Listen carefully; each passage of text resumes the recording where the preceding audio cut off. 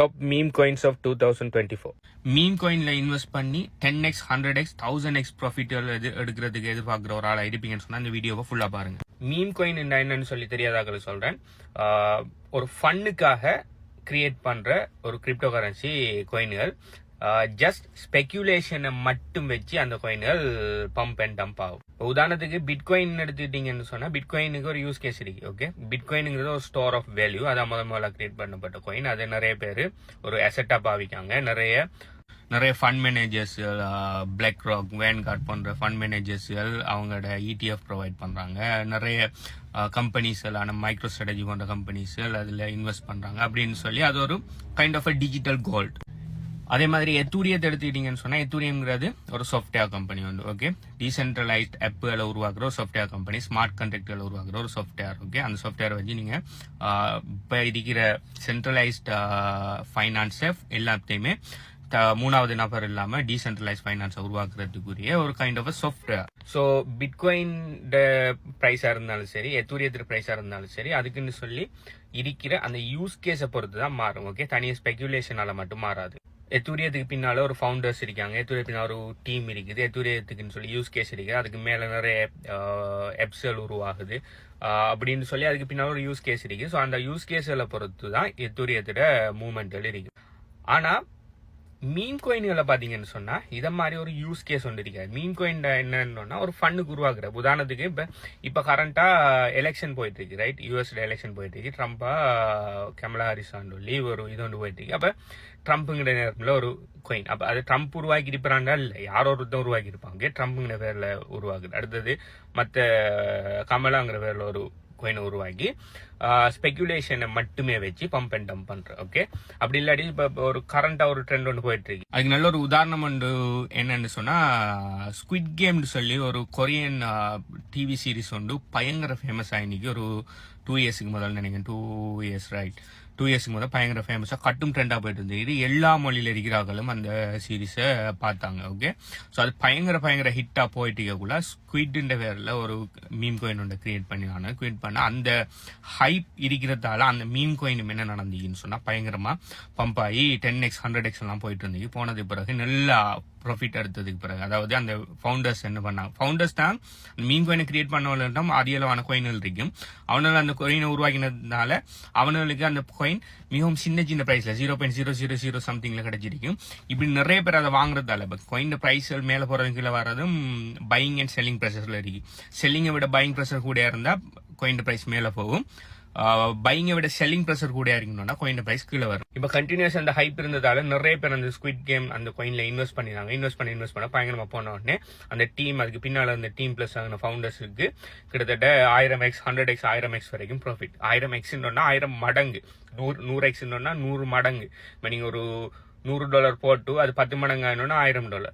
அதே இது 100 மடங்கு ஆகணும்னா $10,000. அதே இது 1000 மடங்கு ஆகணும்னா $1,00,000. ஜஸ்ட் $1000 இன்வெஸ்ட் பண்ணி $1,00,000 வெளியால் எடுக்கிறேன்னா யோசிச்சு பாருங்க. ஓகே, ஸோ அவனதான் காயின். ஓகே, அப்ப என்ன பண்ண மேல போகக்குள்ள ஒரு நாள் பிடிச்சி அப்படி எல்லாத்தையுமே டம்ப் பண்ணிவிட்டாங்க. அது சம்பந்தமான வீடியோஸ் நிறைய இருக்கு யூடியூப்ல, டிக்டாக்ல. நீங்க தேடி பாருங்க, லைவா பார்த்துட்டு ஃபுல் டம்ப். ஸோ டம்ப் பண்ணணும்னா யாரு கூடுதலான காயின் வச்சிருக்காங்களோ எல்லாரும் பிடிச்சி செல் பண்ணிவிட்டா எல்லாரும் அந்த பிரைஸ் அப்படியே கீழே வந்துடும். இப்போ மேல பிரைஸ்ல வாங்கின எல்லாருமே நட்டப்படுவாங்க. ஸோ நார்மலா மீம் காயின்ல இதுதான் நடக்குது. ஓகே, ஆனா ஏதோ இப்போ உதாரணத்துக்கு ஒவ்வொரு நாளும் லட்சக்கணக்கான மீம் காயின், ஆயிரக்கணக்குல இருந்து லட்சக்கணக்கான மீம் காயின்கள் உருவாயிட்டு இருக்குது. இந்த உருவாகிற மீம் காயின்ல ஏதோ 1-2 மீம் காயின் மட்டும்தான் சக்சஸ் ஆகும். மற்ற எல்லாருமே என்ன பண்ணுவாங்கன்னு சொன்னா லொஸ்ட் ஆகுற 99% லொஸ்ட் ஆயிரும். நீங்க ஒரு அந்த $10 ஒரு மீம் காயின் ஒன்று வாங்குனீங்கன்னா அந்த மீம் காயினை உருவாக்கினவனால் பிடிச்சி வித்துட்ட உடனே உங்களோட அமௌண்ட் பாத்தீங்கன்னு சொன்னா 99% மைனஸ்ல வந்துடும். நீங்க போட்ட $10 $1 உங்களுக்கு மிஞ்ச மாட்டி 0.0 சம்திங்ல வந்து கிடக்கும். சும்மா ஒரு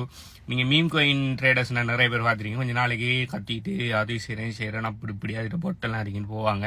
அதுக்கப்புறம் கொஞ்ச நாளையில கட்ட உடனே பஞ்ச் ஆஃப் காயின்கள், வர்த்லெஸ் காயின் அவங்களோட ஃபுல்லா வாலெட்ல ஹோல்ட் பண்ணுவாங்க. அமௌண்ட்டை பாத்தீங்கன்னா சொன்னா 0ல இருக்கும். ஸோ மீம் காயின் ட்ரேட் பண்றாங்க நிலைமை அதுதான். ஆனா யாரோ ஒருத்தனுக்கு குறுக்கால ஜெக் போட் அடிச்சு ஓகே பெரிய அளவுல லட்சக்கணக்கில் உழைப்பாங்க.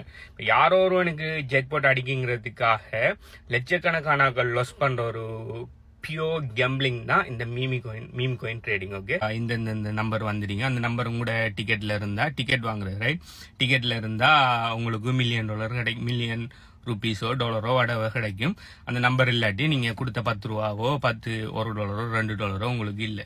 ஸோ இது பாத்தீங்கன்னு சொன்னா பியூர் கேம்பிளிங். ஓகே, லட்சக்கணக்கான கோடிக்கணக்கான ஆக்கள்ற 10 எல்லாரும் 10 வாங்கி அதுல மெயின் பெரிய அமௌண்ட்டை அந்த விஷயத்தை செய்யறவனை வச்சுக்கிட்டு யாரோ ஒருத்தனுக்கு ஜஸ்ட் ஒரு 1 லட்சம் 2 லட்சத்தை கொடுத்துடுற. இது பியூர் கேம்பிளிங். இதே சேம் கான்செப்ட் தான் இந்த மீம் காயின் ட்ரேடிங். மீம் காயின்ல லட்சக்கணக்கானகள் ஆயிரக்கணக்கானகள் இந்த காயின் மேல போகும், 10x போகும், 100x போகும், 100x போகும் சொல்லி நம்பி வாங்குற. ஆனா அது எதுவுமே போறல. யாருக்கு அது மீம் காயின்ல யாரு மணி மேக் பண்றோம்னா மீம் காயின் உருவாக்குறவனுக்கான தான் அவனுக்கு மணி மேக் பண்ற. முக்காவாசி இல்ல 99% மீம் காயின் உருவாக்குறாக்களே மணி மேக் பண்றல. ஏன்னா மீம் காயின் உருவாக்குறதுக்கு உங்களுக்கு அட்லீஸ்ட் $1 $2 $10 நீங்க இன்வெஸ்ட் பண்ணி தான் மீம் காயின் உருவாக்கணும். அதுக்கு சரியான ஸ்பெகுலேஷன் உங்களுக்கு வெராட்டி அந்த மீம் காயின் பம்பாட்டி நீங்க போட்ட அந்த $10 $20 இல்லாம போயிடும். இப்ப நீங்க யோசிக்கலாம், அப்ப மீம் காயின்ல நம்ம இன்வெஸ்ட் பண்ணி தானே இன்னொரு அதை உருவாக்கினோம், நம்மள டம்ப் பண்ற. நம்மளே அந்த கோயினை உருவாக்கினா இன்னொரு ஆள் வாங்க நம்ம அவங்கள டம்ப் பண்ணலாமேன்னு சொல்லி இப்படியும் சில ஆட்கள் யோசிப்பாங்க. அவங்களோட புத்தி அப்படியும் வேலை செய்யும். ஸோ அப்படி யோசிக்கிறார்களுக்கு சொல்றேன். அப்படி நீங்க யோசிப்பீங்கன்னா மீம் காயின் உருவாக்குற 99% ஆட்கள் ப்ராஃபிட் மேக் பண்றல. நீங்க உருவாக்குறதுக்கு கொடுக்குற அந்த இன்வெஸ்ட்மெண்ட்டை கூட மக்கள் எடுக்க மாட்டாங்க. ஆனா அதுக்கு நீங்க உங்களுக்கு அதுக்கும் லக் இருக்கணும். எப்படின்னா மார்க்கெட்ல ஒரு விஷயம் ஒன்று ட்ரெண்ட் ஆகணும். அந்த ட்ரெண்ட் ஆகுறதுட முதலாவது மீம் காயினை நீங்க உருவாக்குவீங்கன்னா சக்சஸ் இருக்கு. ஆனா ஆல்ரெடி அதுக்குன்னு சொல்லி பொட்டெல்லாம் வச்சிருப்பானால் என்ன மார்க்கெட்ல ட்ரெண்ட் ஆகுதோ அதுக்குன்னு சொல்லி மார்க்கெட்ல ட்ரெண்ட் ஆகி அடுத்த செகண்ட் அதுக்குன்னு சொல்லி கோயின் உருவாயிரும். ஓகே, சிலவனால் இப்படியும் செய்வானால். ஹெக்கர்ஸ் என்ன பண்ணுவானுன்னா யாரும் நான் செலிபிரிட்டியோட அக்கௌண்ட் ஹெக் பண்ணி அவர பேர்ல ஒரு மீம் கோயினை கிரியேட் பண்ணி அவர ஃபாலோவர்ஸுக்கு ப்ரொமோட் பண்ணுவானு. இப்போ விளங்குது. அப்போ உதாரணத்துக்கு இப்போ ரொனால்டோ ஒரு கோயினை உருவாக்கி போட்டு ரொனால்டோட ட்விட்டர் அக்கௌண்ட்டையோ ஃபேஸ்புக்கையோ இன்ஸ்டாகிராமையோ ஹெக் பண்ணி ரொனால்டோட அக்கௌண்ட்ல ஓகே நான் ரொனால்டோ நான் இது என் மீம் கோயின் ஒன்று கிரியேட் பண்ணி இதை வாங்குறாக்கள் எல்லாம் பயங்கரம் அந்த மீம் கோயின் 100x போகுதோ எல்லாருமே பயங்கர ப்ராஃபிட் மேக் பண்ண போறீங்கன்னு சொன்ன உடனே ஃபாலோவர்ஸ் என்ன பண்ணுவாங்க, அவங்க லாயல் ஃபாலோவர்ஸ் ரைட், கிட்டத்தட்ட நிறைய பேர் அட்லீஸ்ட் ஒரு 10% ஆக்கள் இன்வெஸ்ட் பண்ணாலும் ரொனால்டோட ஃபாலோவிங்ஸ் உங்களுக்கு தெரியும் எப்படி எவ்வளவு ஃபாலோவர்ஸ் இருக்கான்னு சொல்லி. அப்படியே வாங்கினது பிறகு அவனை உருவாக்கினவனை பிடிச்சி டம்ப் பண்ணிவிட்டு ஆக்கள் ஓடிடுவானார். அதுக்கு பிறகு ரொனால்டோட அக்கௌண்ட் ஹெக் ஆயிருக்குன்னு சொல்லி அவர் மற்ற அக்கௌண்ட்ல எல்லாம் சொல்லி அதுக்கு பிறகு ரியலைஸ் பண்றதுக்கு இடையிலே அவனை ஸ்கேம் பண்ணி முடிச்சு போட்டு ஓடிடுவானார். ஸோ என்னை பொறுத்த வரைக்கும் மீம் கோயின்ங்கிற கன்செப்டே சூதாட்டம், கெம்பிளிங், அது ஒரு ஏமாத்து வேலை.